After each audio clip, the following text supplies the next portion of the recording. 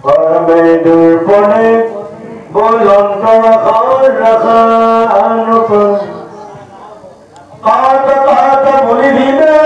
paile khomigan jagi Krishna deva aur vinasari hato aur bhagavad kandolo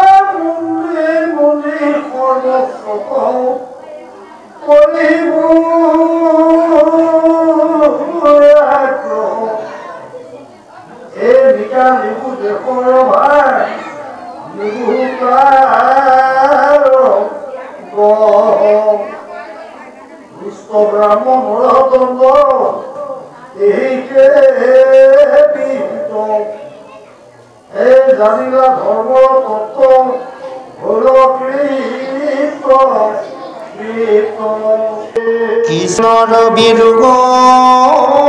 দুখ নহয় মনে পাঞ্চু ভাই সঙ্গে যন্ত্ৰ সজন নয়নে জয় কৃষ্ণ। এতিয়া আমাৰ পদছন্দত অষষ্ঠমা চূড়ামণি ছেদন চেপ্তাৰটো এই কথাখিনিকে পুনৰ সেই ব্ৰহ্মসত্ৰত নমখ্যাৰ অৰণ্যত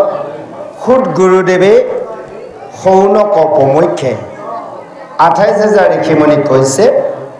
হেৰ ঋষিগণ, যেতিয়া এনেভাৱে সেই দ্ৰোণাচাৰ্যক আনি দ্ৰৌপদীৰ আগত অৰ্জুনে যেতিয়া পশুৰ দৰে পেলাই দিলে আৰু দ্ৰৌপদীয়ে কৈছিল এওঁ বাণবোৰ খুলি দিয়া, এৰি দিয়া, আৰু সেনে সময়তে ভীম আহি কৈছিল নহয় এওঁক ডিঙিটো কাটি দিয়া, আৰু তুমিওতো কৈছিলা, অৰ্থাৎ কৃষ্ণই কৈছে এতিয়া যে সখী তুমিওতো কৈছিলা এওঁক শিৰচ্ছেদ কৰিম, এতিয়া তিনিটা তত্ত্ব তুমি কেনেকৈ ৰক্ষা কৰা কৰা। কাৰণ অৰ্জুনে আগত কৰিল প্ৰতিজ্ঞা শিৰচ্ছেদ, দ্ৰৌপদীয়ে কৰিল 2 নম্বৰত এওঁক এৰি দিয়া, ভীমেও ক'লে নহয় এওঁক ডিঙিটো কাটা। তে তিনিটা বাক্য ৰক্ষা কৰিব লাগিব। ইতিমধ্যে এই কথাখিনিকে খুদ গুৰুদেৱে কৌনক প্ৰমুখ্যা ৮০০০ ঋষিক কৈছে এনেভাৱে কৃষ্ণই এতিয়া সেই অৰ্জুনক কৈছে যে তুমি কি কৰা এই তিনিটা বাক্য কেনেকৈ ৰক্ষা কৰা তুমি কৰা তেতিয়া যুধিষ্ঠিৰ মনে মনে মৌন হৈ চিন্তা কৰিছে আৰু অৰ্জুনে বুজিলে যদি এই তিনিটা বাক্য ৰক্ষা কৰা নাযায় তেনেহ'লে জ্যেষ্ঠ ভাতৃ দাদাৰ যুধিষ্ঠিৰ মান সন্মান সমূলি যাব গতিকে মনতে গুণি গানি অৰ্জুনে সিদ্ধান্ত কৰি দিলে লগে লগে সেই অশ্বত্থামাৰ মুণ্ডন কৰিলে আৰু মুণ্ডন কৰি তেওঁ যিটো আদ্য শক্তি চূড়ামণি বুলি কৈছে যে আদ্য শক্তিটো উলিয়াই দিলে আৰু ঢক্কা মাৰি দেশৰ পৰা ৰাজ্যৰ পৰা বাহিৰ কৰি দিলে তিনিটা কামো একেলগে পূৰ্ণাংগ কৰি দিলে এই যে দ্ৰৌপদীয়ে খুলি দিব দিছিল বান্ধি থোৱা বান্ধবিলাকো কাটি দিলে খুলি দিয়াও হ'ল চুলি কাটাও হ'ল চূড়ামণি উলিয়াই দিয়াও হ'ল তিনিটা কাম একেলগে সিদ্ধ হ'ল আৰু এনেভাৱে যেতিয়া ৰাজ্যৰ পৰা বাহিৰ কৰি দিলে আৰু সেইজন দ্ৰোণাচাৰ্য পুত্ৰ অশ্বত্থামাই সেই দেশৰ পৰা উলিয়াই দি সেইজন অপৰাধীক সেইজন ব্ৰাহ্মণক এনেভাৱে দণ্ডবিহিত কৰা হৈছিল আৰু সেইকাৰণে যুধিষ্ঠিৰকো আজি সমস্তজনে সাধু বুলি প্ৰশংসা কৰিছে আৰু অৰ্জুনকো মহাবীৰ বুলি আজি সেই প্ৰশংসা কৰিছে এনেভাৱে অৰ্জুনক প্ৰশংসা কৰাৰ পিছত আৰু এনেভাৱে কৃষ্ণৰ কৃপাত সেই কুৰু পাণ্ডৱ যুদ্ধৰ সমাপ্তি ঘটিল আৰু কৃষ্ণৰ কৃপাত পৰম আনন্দৰ মনে সেই পঞ্চ পাণ্ডৱে কি কৰিলে যে যিসকল জ্ঞাতিৰ মৃত্যু ঘটিছিল সেইসকলৰ জলাঞ্জলি দিলে আৰু আনন্দ মনে হস্তিনাপুৰত পঞ্চভাই বাস কৰিলে আৰু পাছত এনেভাৱে কৈছে পাছতৰ বৃত্তান্ত শুনিও সবে ঋষি ভাৰতৰ যুদ্ধ সাংগ কৰি হৰিষি যে হে ঋষিগণ এই মহাভাৰতৰ যুদ্ধৰ সমাপ্তিৰ পিছত সেইজন কৃষ্ণই নিজৰ স্থানলৈ অৰ্থাৎ দ্বাৰকালৈ যাবলৈ সাজু হ'ল আৰু সেনে সময়তে যুধিষ্ঠিৰ ৰজাৰ পৰা বিদায় মাগিছে আৰু দ্ৰৌপদী সুভদ্ৰা কুন্তিকে সকলোকে বিদায় মাগিছে আৰু ৰথত উঠাই দিবলৈ অৰ্জুন আৰু ভীমে আগবাঢ়ি গৈছে আমাৰ এই আলহী আহিলে নহয় জানো বহু অকণমান আগবঢ়াই দিব যে অভ্যাস নাই জানো এয়া আজিৰ দিনৰ নহয় দিওঁ সেই তেতিয়াৰ পৰাই চলি আহিছে সেইকাৰণে আমি পৰম্পৰা ৰক্ষা কৰিছোঁ আমি নাজানিও কৰি আছোঁ তথাপি এতিয়া আমি শাস্ত্ৰ মাগে জানিছোঁ তেতিয়া আগবঢ়াই ভীমে অৰ্জুনে দিব যাওঁতে এই কৃষ্ণক ৰথত উঠাবলৈ যাওঁতে কিয়ে কৈছিল বোপাই তই আৰু কেইদিনমান থাক ইফালে যুধিষ্ঠিৰৰ মনটো বেয়া লাগিছে ভীম অৰ্জুনে আগুৱাই দিব গৈছে যদিও অন্তৰত দুখ আৰু সেনে সময়তে ৰথত উঠাই কৃষ্ণক উঠাই বিদায় দিয়া আগমুহূৰ্তত এটা ডাঙৰ ঘটনা ঘটিছে কি ঘটনা ঘটিল বাৰু আহকচোন আমি পিছৰ পদত প্ৰভু দুজনা কণ্ঠে যিটো ঘটনা ঘটাৰ বিনিময়ত কৃষ্ণই আকৌ কেইদিনমান থাকিব লাগিব এতিয়া দেই প্ৰভু কি ঘটনা বা ঘটে পিছৰ পদত সুন্দৰভাৱে দিয়া আছে আহক আমি প্ৰভু দুজনৰ কণ্ঠে শ্ৰৱণ কৰোঁ জয় কৃষ্ণ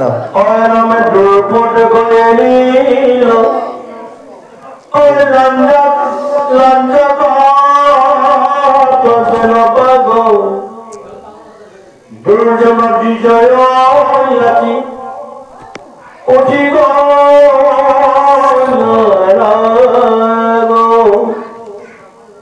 পাঁচশো হায় লাগে পাঁচশো গোটা অরবিন্দর বড় বিয়ে করিল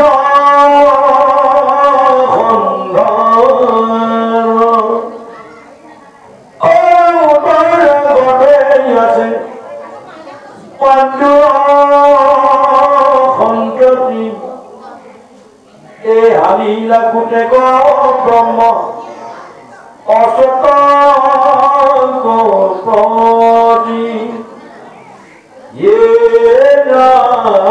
পাণ্ডু পৃথিৱী কৰি বহু জীবনী অশ্বিনে 500 ভাই দেখে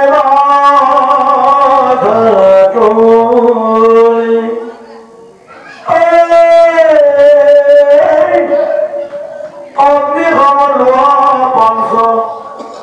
গোটে জি আসে ধরে অন্তর ভালো 500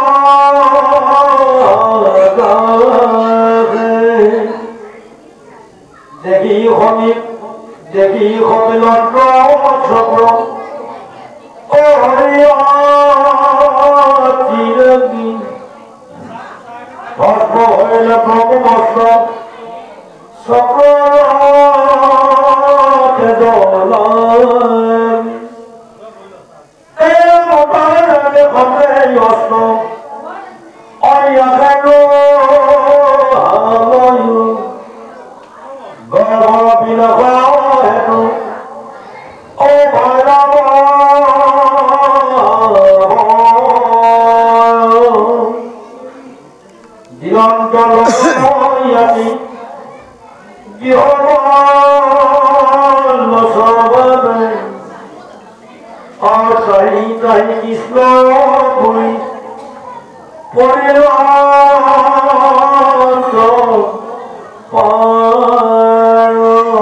কৃষ্ণ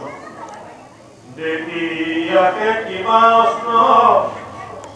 গুণমুখ কোটি করা পড়ে যেন বন্ধু মাধব সম্পদে হেরায়াকে পাইলে মুখ দুরন্ত মরণে অভয় চরণে পড়ো কহিল শৰণে অগতিৰ গতিমুখ কৰা পৰিজ্ঞান তুমি বিনে ৰাখন জানে দেখো নাথয়ান নাহি চিন্ত মৰুময়ী এৰি কৰে প্ৰতি কৰি ৰক্ষা মাত্ৰ মোৰ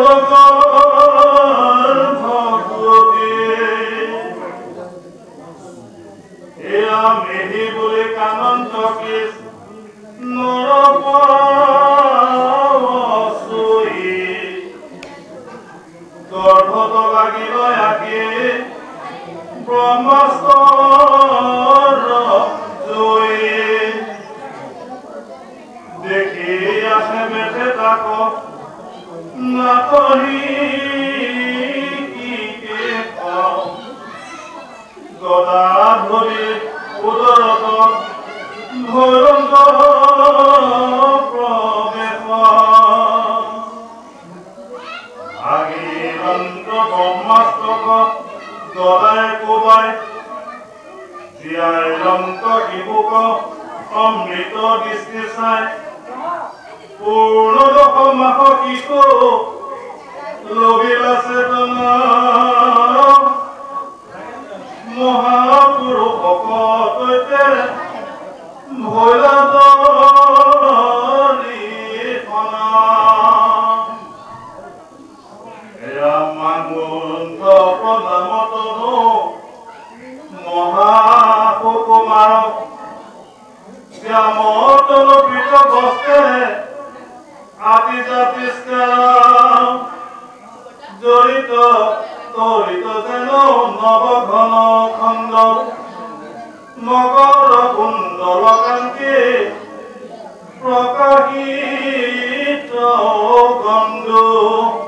হয় ৰাম কণ্ঠ কচবৰ মণি যেন বকুল আজান লম্বিত সরসারি ভূত ওম খঙ্গ জগগণ পদ্ম আছে সারি হাতে রত্ন গীতি ছিগি নিকি করে মারে ইয়ে রাম তরুণর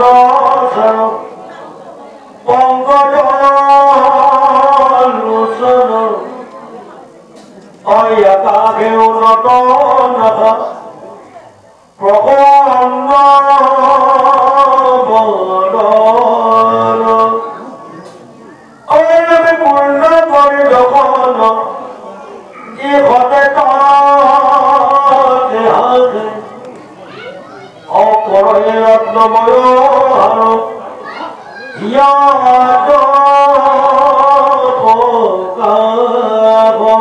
খেজুৰ কংকণ তাতে ঋণী ঝিনি ধনী কটিত কনক কাঞ্চি জলায় কে কিংকিনী লুটে পাত পিত ভুনি পাওত প্ৰভুৰ চৰণ পংকজে ৰঞ্জে ৰত্নৰণু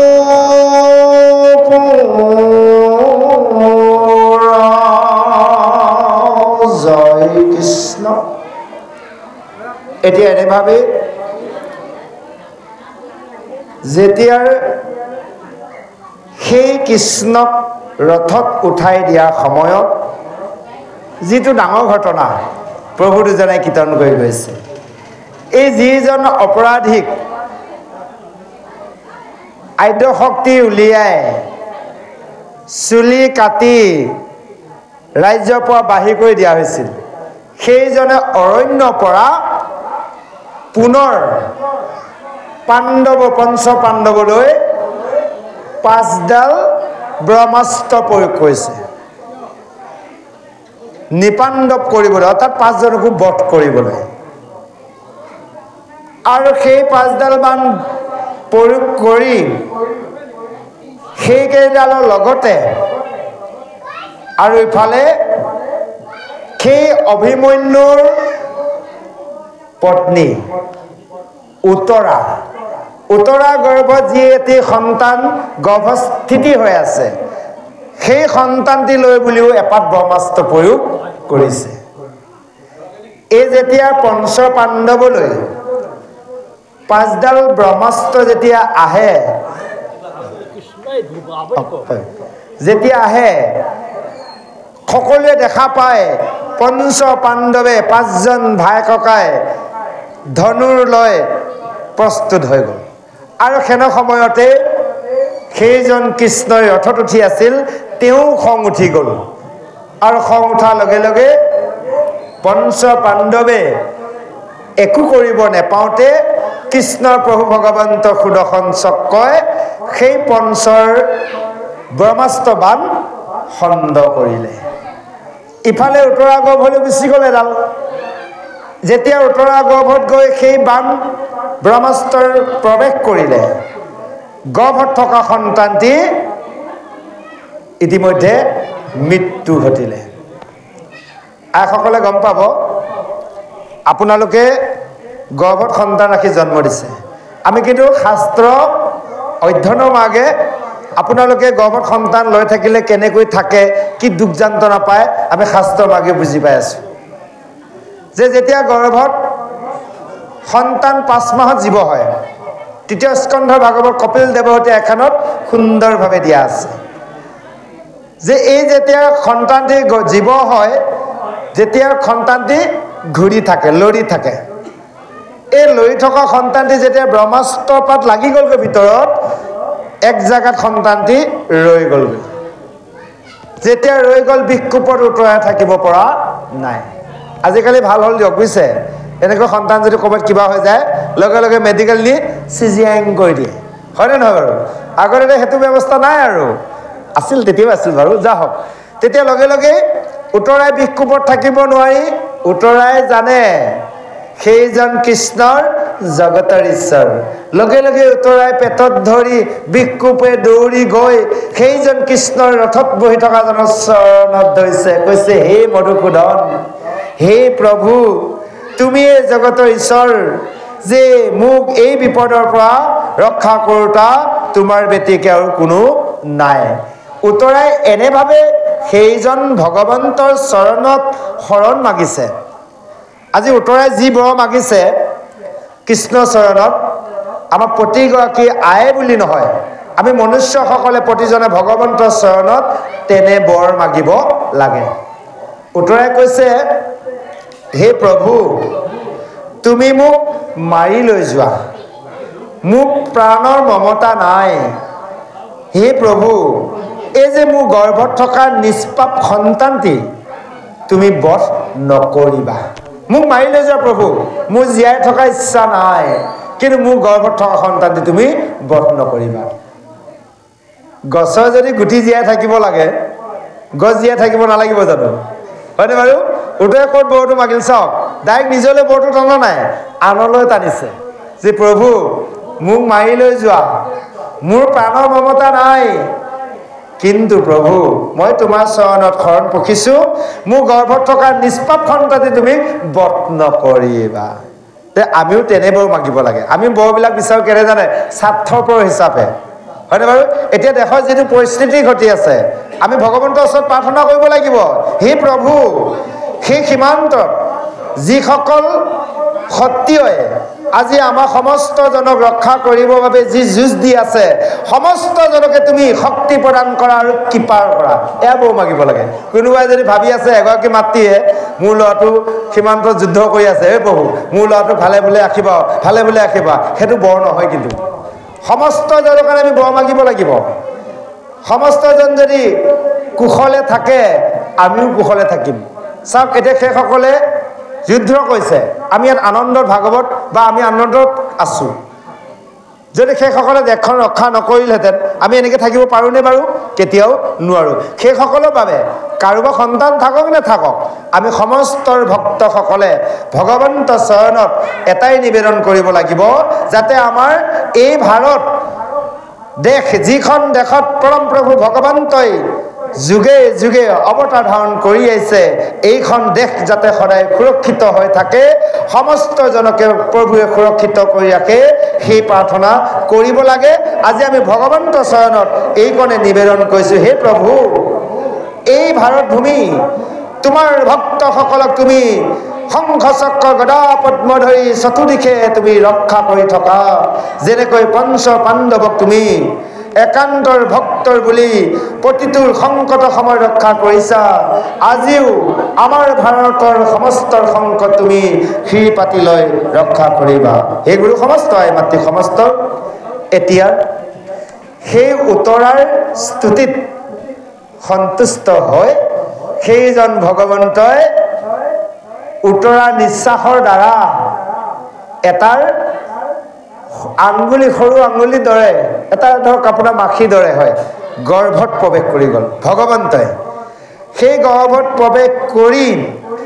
সেই ভগৱন্ত কমৰডুবি গদাই সেই উত্তৰা গৰ্ভত যি ব্ৰহ্মাস্ত্ৰ প্ৰয়োগ হৈছিল, কমৰডুবি গদাই ভাঙি চুৰমাৰ কৰি দিলে। ইতিমধ্যে শিশুটো মৃত্যু হৈ আছে। এই ভগৱন্তই যেতিয়াৰ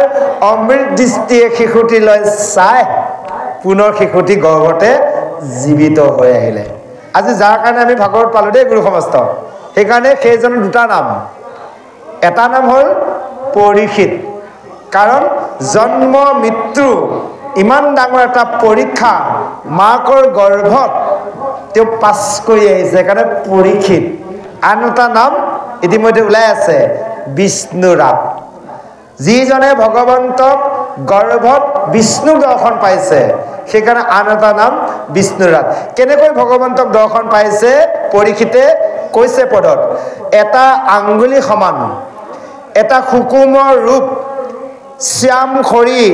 অৰ্থাৎ নীলবৰণ, পিতৰ বস্ত্ৰ পৰিধান কৰা, আৰু তেওঁ মেঘৰ দৰে বৰ্ণ নবৰ ঘন শ্যাম, আৰু কাণত মকৰ কুণ্ডল, কণ্ঠত কৌস্তভ মুনি, ডিঙিত আপাদলম্বিতৰ মালাৰ, আৰু চাৰি হস্ত্ৰ শংখ চক্ৰ গদা পদ্ম, মূৰত কিৰীটি মুকুট, ৰত্ন কিৰীটি মুকুট, আৰু বয়সটো হৈছে এনে তৰুণ বয়স, আৰু তেওঁ কমল লোচন, নাকটোৰ তিলৰ দৰে, আৰু তেওঁ এনেভাৱে হিয়াত অনেক ৰত্ন অলংকাৰে প্ৰকাশ পাইছে। ইমান সুন্দৰভাৱে সেইজন ভগৱন্তৰ চৰণৰ পৰা মস্তকলৈ ৩২ অলংকাৰ ৰূপ এটাৰ আঙুলি সমান ভগৱন্তজনক সেই গৰ্ভত থাকি সেইজন পৰীক্ষিতে দৰ্শন কৰিছে। চাওক কিমান ভাগ্যৱন্ত। আৰু এটা কথা জানিব, আপোনালোক সমস্ত, আমি সমস্তৰ যেতিয়া মাৰ গৰ্ভত আছিলোঁ আমি ভগৱন্তক সম্পূৰ্ণ দৰ্শন পাই আছোঁ। যিসকল এতিয়াও সন্তান গৰ্ভস্থিতি হৈ আছে ভগৱন্তৰ দৰ্শন পাই আছে। সমস্ত দায়িত্বৰ ভগৱন্তই। ৩য় স্কন্ধ কপিল দেৱহতী আখ্যান আচলতে চাব লাগে কাৰ কাৰণে জানে? নৱপ্ৰজন্মসকলৰ বাবে। আপোনালোকে যদি নৱৰ প্ৰজন্মৰ যুৱক যুৱতীসকল আৰু যদি নৱৰ বিবাহিতা দাম্পতীসকলৰ বাবে কপিল দেৱহতী আখ্যানটো বিশেষভাৱে প্ৰযোজ্য। বহুত জানিব লগা কথা আছে। যা হওক, তে এনেভাৱে সেইজন ভগৱন্তক দৰ্শন পাইছে। এটা সুন্দৰ শৰীৰ, এটাৰ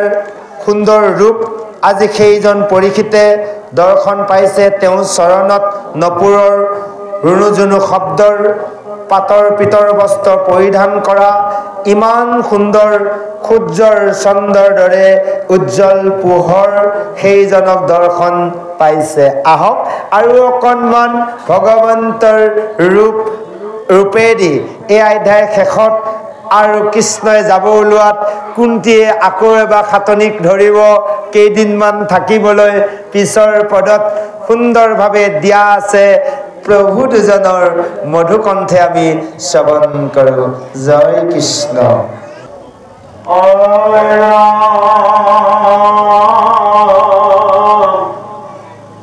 চলে বাক শান্ত কৃষ্ণ কুন্তি হেন জানি সৰুকত মুখত ৰখাই বুলি লন্ত্ৰবাণী হেন কৃষ্ণ কৃষ্ণ বাবু কৰণী পৰম ঈশ্বৰ তুমি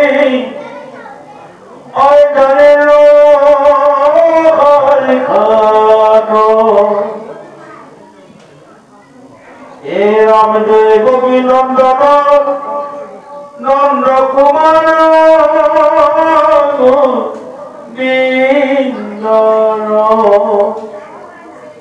নব নব মুকুন্দর অচরণ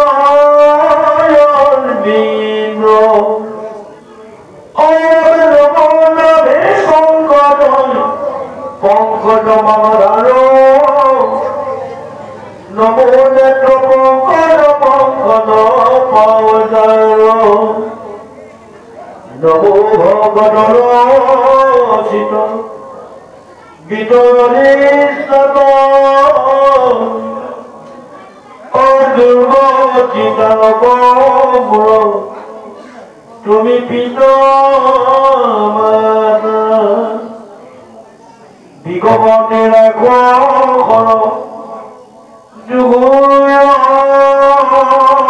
বনবাস আজি অসধমার অসত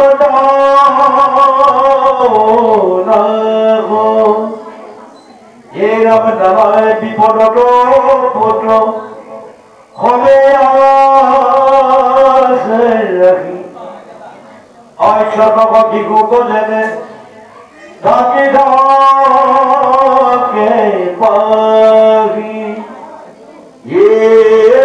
রাম কলে বনাকিলাম মাত্র আই গীতু নয় পকি জানিল মোটে মাটি তো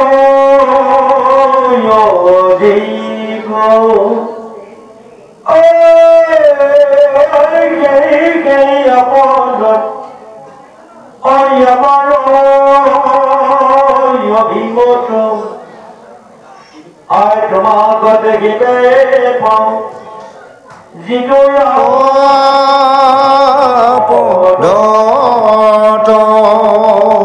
জয় কৃষ্ণ। এনেভাৱে সেইজন যেতিয়া শিশু অৰ্থাৎ পৰীক্ষিতে গৰ্ভত যেতিয়া সেইজন ভগৱন্তক দৰ্শন পাইছিল তেওঁ ওচৰতে দেখিছিল আৰু সম্পূৰ্ণ তেওঁ নেত্ৰ ভৰি দৰ্শন কৰিলে আৰু কিছু সময় পিছতে সেই গৰ্ভৰ পৰা সেইজন হৰি অন্তৰ্ধান হৈ গ'ল আৰু যেতিয়া এই হৰি অন্তৰ্ধান হৈ গ'ল সেই গৰ্ভ শিশু যেতিয়া লৰিবলৈ ল'লে উতৰাই গম পাই গ'ল প্ৰভুৱে মোক কৃপা কৰিলে অৰ্থাৎ সন্তানটি জীৱিত হৈ আহিল লগে লগে সেইজন ভগৱন্তক প্ৰণাম কৃষ্ণক প্ৰণাম জনাই উতৰাই নিজৰ গৃহলৈ গ'ল আৰু ইফালে কৃষ্ণই যাব লোৱা সময়ত আকৌ কুন্তীয়ে ক'লে যে হে বোপাই তোমাৰ চৰণত মই শৰণ লৈছোঁ যে তুমি মোক কৃপা কৰা অৰ্থাৎ কুন্তীয়ে অৰ্থাৎ কৃষ্ণই কুন্তীক কৈছিল যে হে পেহী এতিয়াতো মই যামেগৈ বহুদিন থাকিলোঁ দ্বাৰকালৈ যাম গতিকে সকলোৱে কিবা এটা ল'লে বিচাৰিলে তোমাক যদি কিবা লাগে কোৱা কি বৰ লাগে এটা দি যাওঁ আৰু কুন্তীয়ে কি ক'লে জানে বোপায়ো এই পৃথিৱীত যিমান দুখ আছে সেই দুখখিনিহে মোক দিয়া তেতিয়া কৃষ্ণই ক'লে বোলে পেহী এই সকলোৱে ভাল ভাল বিচাৰিলে তুমি যে দুখ বিচাৰিলা মই বুজি নাপালোঁ বুলি কৈছে অন্তৰ্যামী ভগৱন্তক ক'তনো বুজি নাপায় পায় তেওঁ সুধিছে আৰু তেতিয়া ক'লে বোপাই তুমি যেনেকৈ বিপদৰ সময়ত সমস্তজনকে ৰক্ষা কৰিলা আমাক এতিয়া আমাৰতো বিপদটো দূৰ হ'ল তুমি যাবাগৈ সেইকাৰণে যাবা আমাৰ বিপদৰ কাৰণেহে তুমি আছিলা আমাৰ বিপদ না হ'ল যেতিয়া তুমি যাবাগৈ গতিকে তুমিতো নাহিবা ফটকে গতিকে মোক বিপদবোৰ যিমান আছে দিয়া তেতিয়া মই বিপদত পৰি তোমাক বিচাৰিম তুমি দৌৰি আহিবা বুজি পাইছেনে সেইকাৰণে আমাৰ ভকতসকলে মাজে মাজে দুখ হৈ থাকে আপোনালোকে নাভাবিব যিকেইজন একান্ত ভকত হৈ আছে কোনোবাই হয়তো হাঁহিব পাৰে এই দেখিছোঁ বৰ ভকত ঘৰত কিমান বিপদ এইটো আচলতে ভুল ভকতজনৰ বিপদ নহয় পৰিয়ালত বিপদ হয় ভগৱন্তে জুখি চাই জানেনে তোমাৰ ঘৰত এইটো বিপদ দিছোঁ তুমি মোক কিমান ভজনা কৰা চাওঁ আমাৰ আকৌ মানুহক কি জানে তিনিখন হাত হয় সোঁ হাত বাওঁ হাত আৰু এখন আছে আমাৰ বহুত কিছুমান ভকত আপোনালোকৰ ফালে ভাল কৈছেগৈ আমাৰ ফালে বেয়া কেইজনমান ভকত আছে আমাৰ ভকতসকলে কি কয় জানে মন গ'লে হ'ল এখন হাত উলিয়াই লয় আৰু এখন হাত সেইখন অজুহাত এই ঘৰত ঢেৰ ভেজাল দিয়ক কিনো যাম আৰু ভকতৰ সংগত এই ঘৰ এখোৱা ভেজাল থাকোঁতে গোঁসাই ঘৰতে সোমাব পৰা নাই দুদিন বুলি ক'লে কম ডাঙৰ কথা নাই বাৰু চিন্তা কৰকচোন বাৰু ভগৱন্তই যিমান দুখ নিদিয়ক যিজনে ঘৰৰ মূল সেইজনক কেতিয়াও ভগৱন্তই পেলাই নথয় হয়তো আইগৰাকীক অকণমান দুখ দিব ল'ৰা ছোৱালী নাতি পুতিক দিব তাৰমানে ধৈৰ্য সহ্য পৰীক্ষা এইবোৰ জানেনে যেনেকৈ আমি স্কুলত পঢ়িলে বছৰত এটা পৰীক্ষা হয় সেইটো পৰীক্ষাত পাছ কৰিলে আগতে আমাৰ দিনত আছিলে দুটা পৰীক্ষা ছমহীয়া আৰু বছৰেকীয়া আজিকালিতো মাহেকীয়া আৰু কিবা কিবি পাতে নেকি নাজানো আৰু হয়নে বাৰু আমি এইবোৰ বুজি নাপাওঁ যা হওক আমাৰ দিনত দুটাই পৰীক্ষা আছিল ছমহীয়া পৰীক্ষা আৰু বছৰেকীয়া পৰীক্ষা বছৰেকীয়া পৰীক্ষা পাছ কৰিলোঁ ফেইল কৰিলে গ'ল আৰু নহয় জানো বাৰু আকৌ এবাৰ পঢ়িব লাগিব গতিকে এতিয়া হ'লে এইবোৰ আমাৰ ভকতি পৰীক্ষা ভগৱন্তই পৰীক্ষা কৰে কাৰ কিমান ভক্তি আছে কি কি ভক্তি কৰিছা কিমান পঢ়িছা দিয়াচোন পৰীক্ষাত পাছ কৰা অকণমান বিপদ দিলে যদি সুবিধা লয় ইখন হাত উলিয়াই ল'লোঁ তেতিয়াহ'লে ডাইৰেক্ট ফেল আকৌ পঢ়ি থাকা তুমি একেখিনি পঢ়ি থাকিব লাগিব গতিকে আমি প্ৰমোশ্যন ল'ব লাগিব অৰ্থাৎ এটা ক্লাছৰ পৰা আনটো ক্লাছলৈ আমি প্ৰমোশ্যন লৈ যাব লাগিব তদনুৰূপ কুন্তীয়ে কৈছিল যে সমস্ত দুখ মোক দিয়া এই যে আমি কীৰ্তনত না কি পাইছিলোঁ শ্ৰীকৃষ্ণই বাসুদেৱাই দৈৱকী নন্দ নায়স নন্দ গোপ কুমাৰ গোবিন্দাই নমো নম নম পংকজ নাভায় নম পংকজ এই শ্লোকটো এতিয়া কোনটোৱে মাতি আছে এই শ্লোকটো যে এইটো কীৰ্তনৰ শ্লোকটো ইয়াৰ পৰা কীৰ্তনত উঠাই থৈ দিছে সেয়ে কৈছে যে হে কৃষ্ণ বাপ তোমাৰ চৰণত প্ৰণিপাত জনাইছোঁ পৰম ঈশ্বৰ তুমি সকলো জগতৰ সাক্ষাৎ ঈশ্বৰ তুমি আত্মাৰূপে হৃদস্থিতি হৈ আছা তুমিয়ে হৈছা দৈৱকী নন্দৰ পুত্ৰ সেইজন গোবিন্দৰ তোমাৰ চৰণত নমো নমো মুকুন্দ চৰণ অৰবিন্দৰ তোমাৰ চৰণ অৰবিন্দত মই নমস্কাৰ কৰিছোঁ তোমাৰ নাভি পংকজৰ পৰা সেই ব্ৰহ্মা সৃষ্টি ব্ৰহ্মাৰ পৰা সমস্ত সৃষ্টি তোমাৰ নেত্ৰ পংকজ পাৰ যাৰ আৰু নমো ভকতৰ চিত্তবৃত্ত অধিষ্ঠাতা দুৰ্গতি তাৰক মূৰ তুমি পিতাৰ মাতাৰ তুমিয়ে ভকতৰ চিত অৰ্থাৎ হৃদয়ক প্ৰতিষ্ঠা কৰা আৰু তুমিয়ে দুৰ্গতি নাশ কৰোতা তুমিয়ে সমস্তজনৰ পিতাৰ তুমিয়ে সমস্তজনৰ মাতাৰ আৰু মোৰ পিতা মাতাৰ তুমি এতিয়া যদি সম্বন্ধত চোৱা যায় কুন্তি কৃষ্ণ মাক পেহীয়েক যেতিয়া মাক আজি কৃষ্ণ কুন্তিয়ে কৈছে তুমিয়ে মোৰ পিতাৰ তুমিয়ে মোৰ মাতাৰ এয়া হ'ল জ্ঞান আমি অজ্ঞানীভাৱে বিভিন্ন প্ৰকাৰে কথা কওঁ যা হওক এনেভাৱে সুন্দৰভাৱে কৈছে আকৌ কৈছে যে তুমি কি কৰিলা সেই বিষৰ লাৰু যেতিয়াৰ ভীমক খুৱাব বিচাৰিছিল খুৱাইছিল সেই সময়তো তুমি ৰক্ষা কৰালা আৰু দুঘুৰ বনবাসতো সেই পুত্ৰসকলক তুমি ৰক্ষা কৰিলা আৰু আজি অস্বস্থমা সেই ব্ৰহ্মাস্ত্ৰৰ পৰাও তুমি সমস্তজনক ৰক্ষা কৰিলা যে নানাৰ বিপদত তুমি মোৰ পুত্ৰসকলক সুন্দৰভাৱে ৰক্ষা কৰিলা যেনেকৈ চতক পক্ষীয়ে নিজৰ পাখি তলত নিজৰ পোৱালীকেইটাক খুব সযতনে ৰখাৰ দৰে তুমিও এই সমস্ত আমাক তোমাৰ নিজৰ পোৱালী দৰে তুমি সমস্তৰ বিপদত ৰক্ষা কৰিলা এনেভাৱে আজি কুন্তিয়ে স্তুতি কৰিছে কেৱলে ৰাখিলা মাত্ৰ সিটো দৈব কি কওঁ জানিলো মুহূৰ্তেকে স্নেহ মাতৃ অধিক যে জানিলো তুমি হয় দৈৱকীৰ উদৰত জন্ম লাভ কৰিলা কিন্তু দৈৱকীক তুমি সেইখন কিবা কৰিলা যদিও আজি তুমি মোক কিন্তু বেছি মৰম কৰিছা তুমি বেছি কিবা কৰিছা মোক তুমি বেছি ভাল পোৱা এনেভাৱে কৈছে সমস্তৰ আপদত তুমি উদ্ধাৰ কৰিছা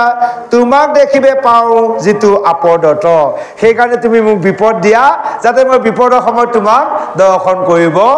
পাৰোঁ বুজি পালেনে গতিকে চাওক আমি বিচাৰো সুখ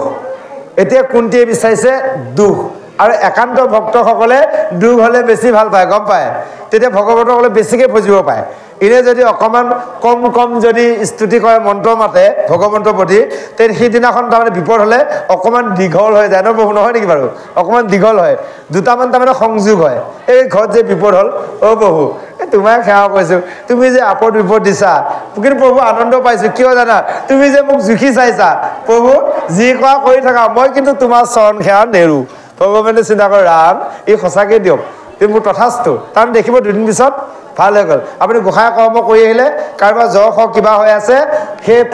পাদু জল অকণমান দিয়ক ভাল হৈ যাব ঈশ্বৰক স্তুতি কৰি আনি দিয়ক প্ৰমাণ পাই যাব গম পাইছেনে যাহক গুৰু সমস্ত আই মাতৃ সমস্ত আহক এনেভাৱে কুন্তি স্তুতি আৰম্ভ হৈ শেষলৈ গৈ আছে প্ৰভু দুজনা কণ্ঠে আমি শ্ৰৱণ কৰোঁ জয় কৃষ্ণ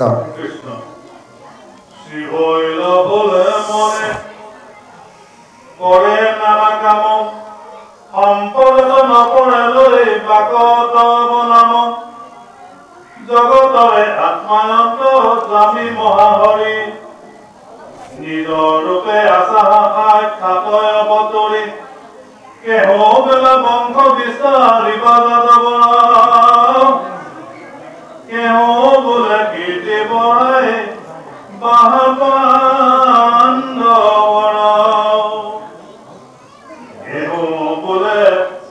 ভূমি ভাৰ হৰি বাক প্ৰতি হৈ নানা সেইটো যাৰ ধেন লবৈ মতি কাম্য কৰ্ম কৰি মৰে যত মূৰমতি ভৈলাভাৱে কত তাক নিস্তাৰিবে পদে অনন্ত চৰিত কথা কৰিব প্ৰচাৰ শ্ৰৱণ কীৰ্তনে কৰি স্বৰূপ সংসাৰ মহাজ্ঞানী গণে বোলে এনেহে যুগতি এম জানে জগতকে দিবা ইহাৰ মুকুতি এই ভৈলা বিদিত ৰাখি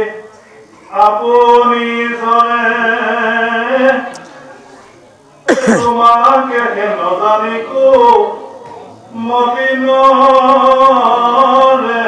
মৰে শুনৈ গাঁৱৰ স্মৰৈ যিটো তোমাৰ কথাক আনে কৰে কীৰ্তনক সংঘেতা সম্পাক অচিৰ কালতে পাৱৈ তোমাৰ চৰণ আৰু তোলৈ নাহি তাৰ জনম মৰণ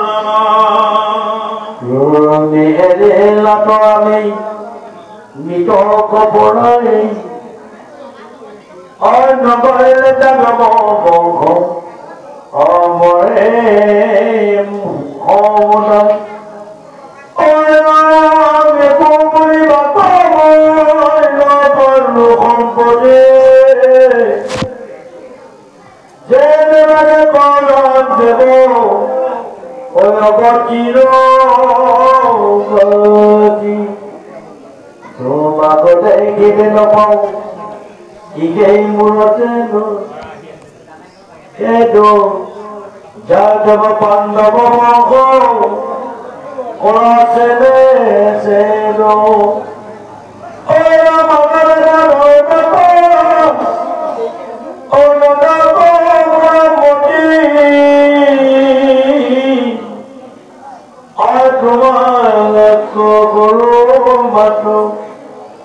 নিৰন্তৰে যে গংগাকো অনিবোধ কৰে যদি সাগৰত পৰয় তথাপি দেৱ নদী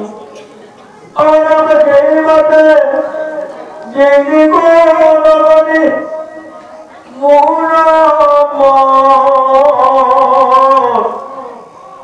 অসদায় সমৰো মাত্ৰ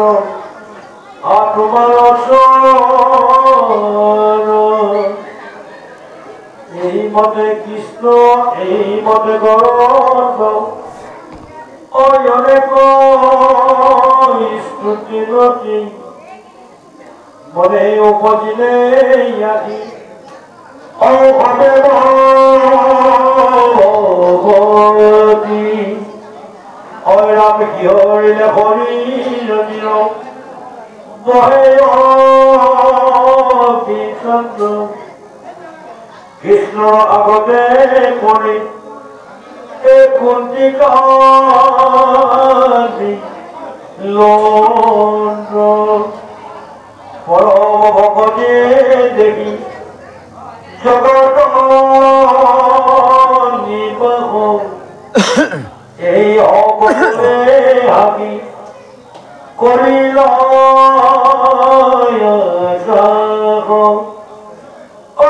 নাজানিব তাৰকা বুলি অপালতি হৰি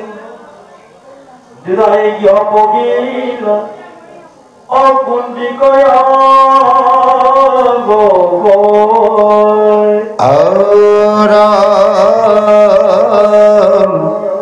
দুনাই যায় বেশান্ত ইষ্টি সবক প্ৰবুধি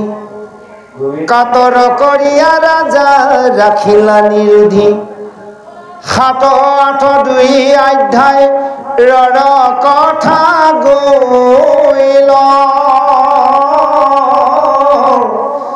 অ ভীষ্ম মুখ উৎসৱক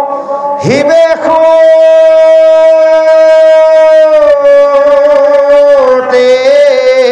লইল জয় কৃষ্ণ। এতিয়া এনেভাৱে কুন্তীয়ে স্তুতি কৰিছে যে হে প্ৰভু তুমি সমস্তই মনোকামনা পূৰ কৰোতা তুমি আৰু তুমি এনেভাৱে কি হৈছে যে মই তোমাৰ ওচৰত কিয় দুখ বিচাৰিছোঁ যদিহে মানুহৰ ঐশ্বৰ্য বিভূতি হয় তেতিয়াৰ শ্ৰী ভুলে ভুল যায় মনটো লেতেৰা হয় আৰু ঐশ্বৰ্য বিভূতি হ'লে তোমাৰ নাম নল'ব। আপোনালোকে চাব কৃষ্ণৰ একান্ত ভকতসকল বিপ্ৰ দামোদ বুজি পাইছেনে কৃষ্ণৰ যিসকল একান্ত ভকত বিপ্ৰ দামোদ আপোনালোকে দেখিব এতিয়া পাঠ ব্যাখ্যা কৰি পোৱা যিসকল প্ৰভু আছে এজনো ধনী নহয় গম পালে বিপ্ৰ দামোদ তেওঁলোকৰ আকালো নাই ভঁৰালো নাই ইমান বিপদো নাই দেই প্ৰভু আৰু সেইসকলক ধনো নাই কাৰণ কিয় ভগৱন্তই নিদিয়ে আনৰ কথা নকওঁ দিয়ক কাইলৈ যদি 10 কোটিমান টকা পাওঁ ভাগৱতকে বাদ দি দিম জয় কৃষ্ণ হয়নে বাৰু কথাটো কৈছোঁ এই থক খেনচোৱা ভাগৱতলৈ গ'লোঁ টকা 3000 4000 দি পঠালে কি যামে ইমান টকা আছে কাৰবাৰ কৰিলে দেখোঁ মোৰ এদিনতে হয়নে বাৰু 50,000 লাখ টকা ইনকাম হ'ব এটা কথা কৈছোঁ সেইকাৰণে কৃষ্ণ ভকতসকল বিপ্ৰ দামোদৰ সেই বিপ্ৰ দামোদৰ চাওক 7-8 দিন লঘনে আছিল কিন্তু কৃষ্ণৰ নাম এয়া নাছিল যদিও ব্ৰাহ্মণনীয়ে পঠিয়াইছিল কৃষ্ণৰ ওচৰত বোলে যোৱা তোমাৰ শৈশৱ কালৰ বান্ধৱ কৃষ্ণই কিবা এটা দয়া কৰি কি চাকি কিন্তু বিপ্ৰ দামোদৰে কি কৰিলে কৃষ্ণৰ ওচৰত একোৱে নিবিচাৰিলে বিচাৰিলে বাৰু নিবিচাৰিলে তদনুৰূপ একান্ত ভক্তসকলে কৃষ্ণৰ ওচৰত একোৱে নিবিচাৰে কেৱল বিচাৰে প্ৰভু যাতে তোমাৰ চৰণত এনেভাৱে মই জনমে জনমে সেৱা কৰিব পাৰোঁ এইকণে তুমি কৃপা কৰা যে কৃষ্ণ ভকতসকলৰ কাম্য হৈছে সেইটো আৰু যিসকল আমি ভকত ৰূপী ভকতৰ বেগ ধাৰণ কৰোঁতা সেইসকলকে ধন বিচৰা যায় যা হওক এতিয়া কুন্তীয়ে কৈছে এনেভাৱে যদি ধন হয় সম্পদ হোৱাৰ লগে লগে তোমাৰ নাম পাহৰি যাব আৰু তুমিয়ে জগতৰ আত্মা তুমিয়ে অন্তৰ্যামী তুমিয়ে মহাহৰি তুমি সকলো অন্তৰ কথা জানা তোমাৰ নিজৰ ৰূপে তুমি সকলোতে অৱতাৰ ধাৰণ কৰিছা সেইকাৰণে কিছু সংখ্যকে কয় তুমি বংশ বিস্তাৰ কৰিছা যাদৱ বংশক কিছুৱে কয় তোমাৰ কীৰ্তি বঢ়াই তুমি কৈছা তোমাৰ কীৰ্তি দ্বাৰা পাণ্ডৱসকলক তুমি কীৰ্তি বঢ়াইছা আৰু তুমিয়ে এই ভূমি ভাৰ হৰণ কৰোঁতা আৰু তুমিয়ে সকলোকে এনেভাৱে কাম্য কৰ্ম কৰি থকা সেইকাৰণে এই মূৰ্খসকলে তোমাৰ কথা এই মূৰ্খসকলেহে নাজানে কৈছে ভৈলাহা বেকত তাকৰ নিস্তাৰিবে প্ৰতি তুমি সকলোকে নিস্তাৰ কৰিবৰ বাবে তুমি অৱতাৰ ধাৰণ কৰিছা আৰু অনন্ত চৰিত্ৰ কথাৰ তোমাৰ চৰিত্ৰ কথাৰ তুমি প্ৰচাৰ কৰিছা এইসকলকে শ্ৰৱণ কীৰ্তন কৰি সকলো লোকে তৰি যাব পাৰিব এই যে কৃষ্ণই দাপৰত যি লীলা কৰিলে এই লীলাসমূহ আমি শ্ৰৱণ কীৰ্তন কৰাটোৱে হৈছে আমাৰ কলিযুগৰ ভকতসকলৰ ভকতি ইয়াৰ ব্যতিকে অন্য উপায় একো নাই ভগৱন্তই লীলা কৰিবলৈ ধৰাধামলৈ তিনিটা জন্মত আহিছে প্ৰথমত আহিলে আপোনাৰ হৰি অৱতাৰ সত্য যুগত তেতা যুগত আহিলে ৰাম অৱতাৰ দাপৰৰ যুগত আহিলে কৃষ্ণ অৱতাৰ এই যে তিনিটাৰ যুগত যি লীলাৰ কৰিলে ভগৱন্তই এই লীলাসমূহকে আমি সমস্তই সাধু সংগত একত্ৰিত হৈ শ্ৰৱণ কীৰ্তন কৰাই হৈছে কলিযুগৰ শ্ৰেষ্ঠ ধৰ্ম ভকতি ইয়াৰ ব্যতিকে অন্য উপায় নাই ভগৱন্তই যি লীলা কৰিছে আমি তাক শ্ৰৱণ কীৰ্তন কৰিব লাগে ইয়াক যদি শ্ৰৱণ কীৰ্তন কৰোঁ ভগৱন্তই সন্তুষ্ট হয় তাকো আমি শ্ৰদ্ধাৰে কৰিব লাগিব অশ্ৰদ্ধাৰ ভাৱে কৰিলে ভগৱন্তই সন্তুষ্ট নহয় কাৰণ ভগৱন্তই জানে অন্তৰ্যামী ভগৱন্তই সমস্ত অন্তৰ কথা জানে গতিকে কোনেও ঠগিব নোৱাৰোঁ তথাপি লাষ্ট টাইম ঠগন এটা দিম আৰু সকলোৱে নহয় জানো বাৰু কি বুলি দিওঁ জানে বোলে অপৰাধৰ বিনাশন তজু নাম নাৰায়ণ জানি নামে পখিলো শৰণ যদি সকলো জানিছোগে ভগৱন্তই নাম দিয়া হৈ আছে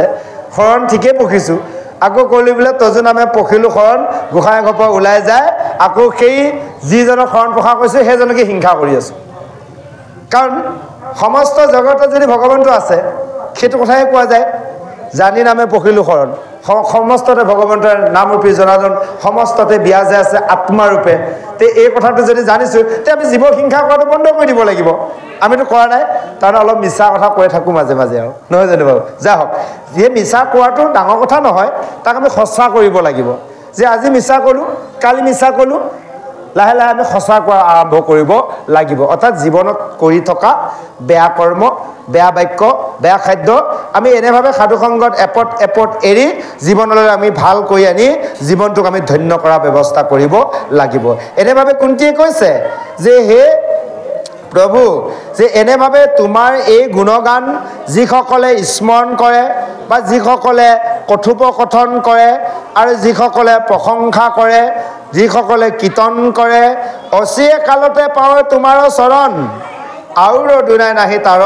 জনম মৰণ অতি সোনকালে সেইজনে তোমাৰ চৰণত অৰ্থাৎ বৈকুণ্ঠলৈ যাব পাৰিব সেইজনৰ জন্ম মৃত্যু কেতিয়াও নহয় গতিকে আমি ভক্তসকলে এইকণে বাঞ্ছা কৰিব লাগে যে প্ৰভু জনমে জনমে তোমাৰ চৰণ সেৱাৰ সুবিধাকণ যাতে পাওঁ এতিয়া আমি কামনা কৰিব লাগে। এই যে আমি গুৰু সেৱাকণ কৰোঁ, গাৰ্হস্থ্য ধৰ্ম আমি যিকণ গুৰু সেৱা কৰা যায়, এই গুৰু সেৱাকণত ভগৱন্তক এটাই মাগিব লাগে শেষত, যে প্ৰথমে মাগিব লাগিব ভগৱন্তক নিবেদন যে প্ৰভু এই যে পৰিয়াল এয়া মোৰ একো নহয়, তোমাৰহে পৰিয়াল, হয়নে বাৰু? এই যে যিমান সা সম্পত্তি, অ' প্ৰভু তোমাৰহে সা সম্পত্তি, যে প্ৰভু আমি যে আছোঁ আমাৰ নিজৰ একো নাই, তোমাৰহে এয়া, তুমি কি কৰা কৰিবা, সমস্ত প্ৰথম নিবেদন কৰি শেষত ক'ব লাগিব প্ৰভু এই তোমাৰে মায়াৰ সংসাৰত মায়াৰ বশৱৰ্তী হয় এই কৰ্মবোৰ কৰি থাকোঁতে যদি কিবা দুখ হৈছে, এই কৰ্মৰ দ্বাৰা যদি মই যি ঋণিতে জন্ম লাভ নকৰোঁ, যাতে প্ৰভু তোমাৰ সেৱা কৰা, তোমাৰ ভকতক সেৱা কৰা, তোমাৰ গুণনাম শুনা যাতে সুবিধাকণ পাওঁ, এইকণহে মাগি থাকিব লাগে। একো মাগাৰ প্ৰয়োজন নাই, কাৰণ ভগৱন্তৰ ওচৰত আমি বেলেগ মাগিও লাভ নাই, কাৰণ ভগৱন্তকে যদি মাগি লওঁ সমস্ত সিদ্ধি হ'ব। যে তোমাক দেখিব যে নাপাম এয়াই হৈছে মোৰ দুখ, আৰু তুমি কি কৰা এই যে পাণ্ডৱক তুমি কেতিয়াও এৰি নিদিবা। কুন্তীয়ে কৈছে আৰু আমাৰ নকয় জানো, এই গোপাইহঁত আমি কালি পৰহি মৰি যাম আৰু দিয়া, এয়া ল'ৰা ছোৱালীকেইটাক নেৰিবি আৰু ককাই ভাই নিচিনা চাবি আৰু বিপদ আপদ। আজি কুন্তীয়ে কৃষ্ণক কৈ আছে যে পাণ্ডৱক তুমি কেতিয়াও এৰি নিদিবা, এই পঞ্চ পাণ্ডৱক। আজি কুন্তীয়ে যি স্তুতি কৰিছে আমি সকলোৱে তেনে স্তুতিয়ে কৰিব লাগে। বিপদ আপদ অকণমান লাগেও দিয়ক, আনক লাগে নালাগে নাজানো, আমাৰ ভকতসকলক লাগে, কিন্তু একেবাৰে বিপদ নহ'লে ভগৱন্তক ভজিও ভাল নালাগে দিয়কচোন। ভাল লাগে যদিও অকণমান কিবা এটা থাকিলে অকণমান কেইটামান কথা ক'ব পৰা যায়। মানুহ এজনৰ ওচৰলৈ গ'লে প্ৰভু একো যদি উদ্দেশ্য নাথাকে, মানুহজনক লগ পালে আপুনি কি কথা পাতিব, কিবা এটা উদ্দেশ্য থাকিব লাগে, হয়নে বাৰু? ভকতসকলৰ উদ্দেশ্য কি? সৰু সুৰা অলপ বিপদ আপদ হৈ থাকিব লাগে, সেইটোৱে উদ্দেশ্য ভগৱন্তৰ লগত কথা পতা, সংযোগ, হয়নে বাৰু? এনেই যদি এজন মানুহৰ ওচৰত গৈ থাকে, এইজন কাম নাই আৰু কি কথা বিচাৰি আহি থাকে, আৰু উদ্দেশ্য থাকিলে দুয়োজনে ভাল লাগে। অৰ্থাৎ আমাৰো এটি উদ্দেশ্য, সদায় নতুন উদ্দেশ্য লয় ভগৱন্তক লগত কথোপকথন অৰ্থাৎ ভজিব লাগে। আহক ইয়াৰ পিছত এনেভাৱে শেষত কৈছে যে এনেভাৱে কুন্তীয়ে স্তুতি কৰাৰ পিছত কুন্তীৰ স্তুতিত সন্তুষ্ট হয় সেইজন কৃষ্ণই ক'লে, পেহী গম পাইছোঁ মই যাব বিচৰা তোমাৰ বৰ দূৰ গৈছে, হ'ব দিয়া আৰু দুদিনমান থাকিয়ে যাওঁ। এই যেতিয়া কৃষ্ণই থাকিম বুলি ওলালে তেতিয়া লগে লগে কৃষ্ণই ক'লে বোলে পেহী, বোলে পঞ্চ পাণ্ডৱক যুধিষ্ঠিৰক ক'লে, বোলে ধৰ্মৰাজ দাদা, ভীম দাদা, অৰ্জুনক ক'লে সখী, এই যে ৰণমধ্যৰ কুৰুক্ষেত্ৰত পিতামহ ভীষ্ম সৰসজ্জা হৈ আছিল, তেওঁতো তাতে পৰি আছে, ব'লাচোন ব'লা গোটেইসকলক খবৰ এটা লৈ আহোঁ। বুজি পালেনে? এই গোটেইবিলাক প্ৰৰোচনা কৃষ্ণই কৰি আছে। এইখিনি যদি নহ'লহেঁতেন, উত্তৰা গৰ্ভলৈ যদি ব্ৰহ্মাস্ত্ৰডাল কৃষ্ণৰ কৃপাতে দ্ৰোণাচাৰ্য পুত্ৰ অশ্বত্থামাই নপঠিয়ালহেঁতেন, পৰীক্ষিতক আমি নাপাওঁ, ভাগৱত নাপাওঁ, আৰু যদিহে সেইখিনি সময়তে উত্তৰাই আহি স্তুতি মিনতি বা কুন্তীয়ে স্তুতি নকৰাহেঁতেন, এতিয়া কৃষ্ণই নাথাকে গুচি আহিলেহেঁতেন, তেতিয়াহ'লে ভীষ্ম মুখ্য উৎসৱ আৰম্ভ হ'ব। ভীষ্মকনো কেনেকৈ গতি সাধন দিব? এতিয়া কৈছে ব'লা সেইজন ভীষ্ম যে পৰি আছে অকণমান খবৰ লৈ আহোগৈ। আহক ইয়াৰ পিছত ভীষ্ম মুখ্য উৎসৱ আৰম্ভ হ'ব। প্ৰভূতিজনাৰ কণ্ঠে আমি শ্ৰৱণ কৰোঁ। জয় কৃষ্ণ।